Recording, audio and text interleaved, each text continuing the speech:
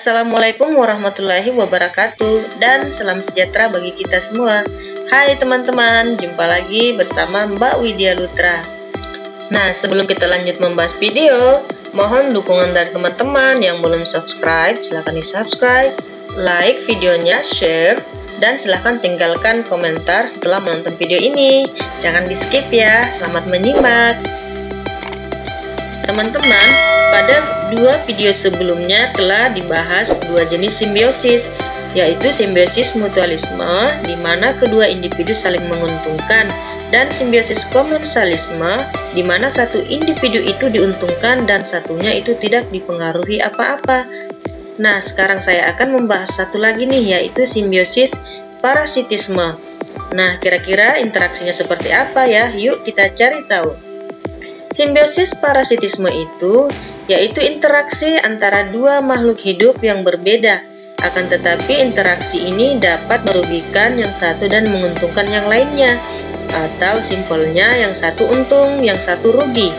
Untuk yang diuntungkan bisa kita simbolkan dengan plus, dan yang dirugikan kita simbolkan dengan minus.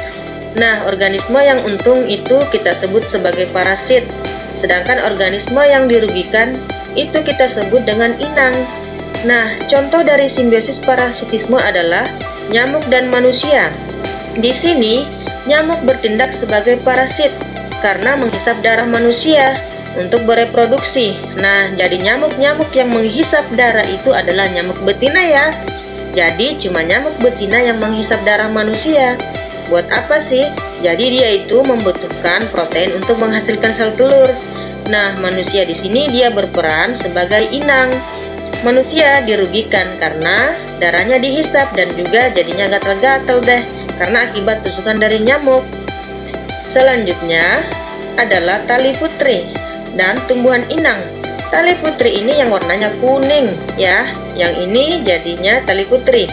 Ini dia mengambil nutrisi dari tanaman inang.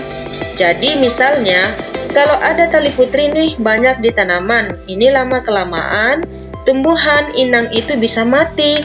Nah, ini adalah contoh simbiosis dari parasitisme. Oke, sudah lebih paham ya. Jadi setelah kita mempelajari jenis-jenis simbiosis, kita juga tahu nih bedanya antara simbiosis mutualisme, simbiosis komensalisme, dan simbiosis parasitisme. Nah, untuk simbiosis mutualisme itu kedua individu diuntungkan, disimbolkan plus dan plus. Sedangkan kalau simbiosis komensalisme itu yang satu diuntungkan disimbolkan dengan plus dan yang satunya tidak terpengaruh kita simbolkan dengan nol. Lalu kalau simbiosis parasitisme itu yang satunya diuntungkan kita simbolkan dengan plus dan yang satunya itu dirugikan kita simbolkan dengan minus. Oke. Nah, dari pernyataan ini kira-kira yang mana contoh dari simbiosis parasitisme? Yang A, ikan remora dan ikan hiu, dan yang B, kutu pada mamalia. Jadi jawaban yang benar adalah B. Simbiosis parasitisme itu yang satunya untung dan yang satunya rugi.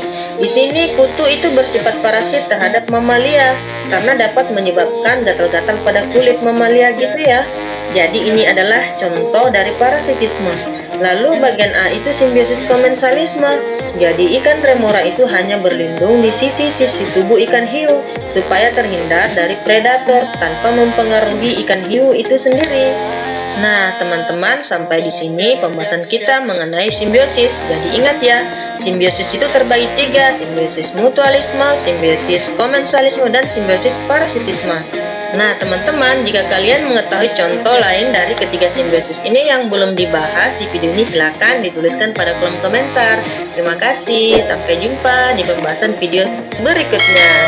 Wassalamualaikum warahmatullahi wabarakatuh. See you.